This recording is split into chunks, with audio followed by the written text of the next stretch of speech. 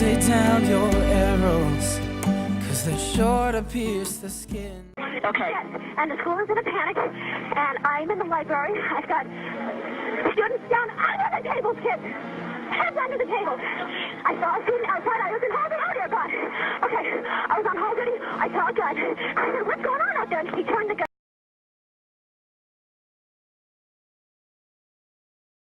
In Colorado, I actually was at an independent school that was on the University of Denver campus.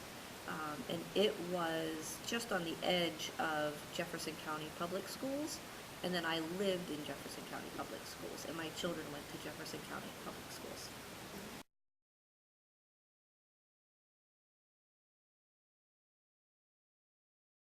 No, you goddamn piece of punk-ass shit! Do not mess with that friggin' kid! If you do, I'll rip off your goddamn head and shove it so far up your friggin' ass, you'll be coughing up dandruff for 4 frickin' months!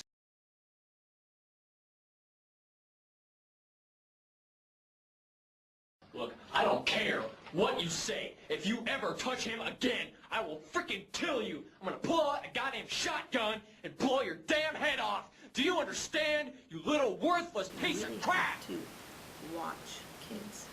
And I don't think anybody was really watching Dylan and Eric.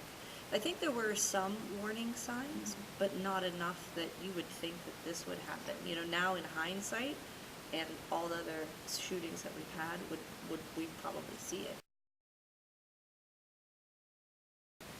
I remember being at school and just traumatized that this had happened in my neighborhood. Like, literally, I lived on Kipling, and so I was just north of Columbine by about 6 or 8 miles.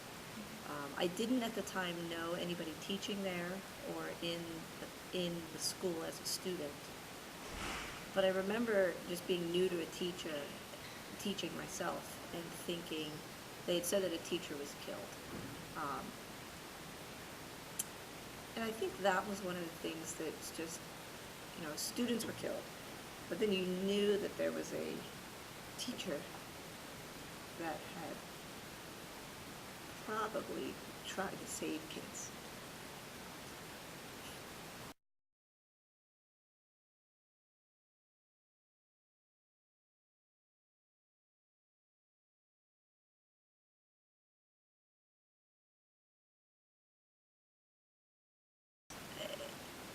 It was terrifying in the fact that, you know, and I was young, I was 26, 27 years old at the time, and to think that in addition to having teaching math and to dealing with parents, that now, like, you know, in a moment of sheer terror, I would have to help students, you know, in that situation.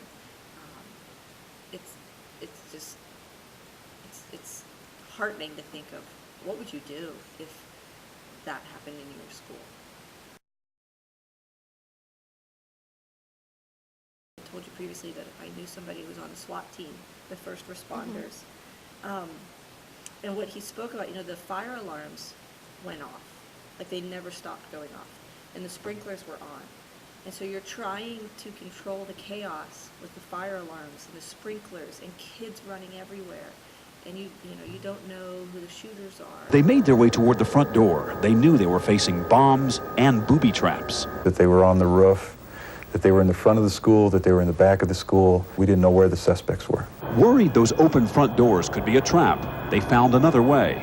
They split up. 6 men ducked in to establish the first foothold inside the building. Remaining with the truck, Captain DeMana headed for the sound of gunfire around the school toward the library. I mean, as a school counselor, it's paying attention and trying to establish rapport with students who appear to have characteristics similar to, you know, to the boys who, you know, kind of organized and unfortunately carried out this event.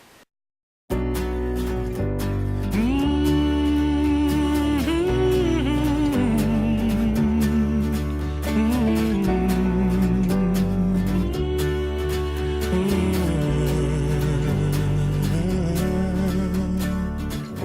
Feeling my way through the darkness, guided by a beating heart.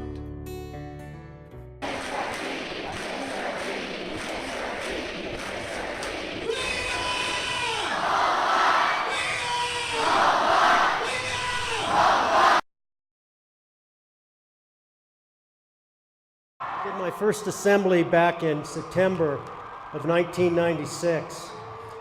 And I thought back then, one of the things that I wanted to do, and I wasn't sure when this day was going to come, that I wanted to figure out a way to fly in here.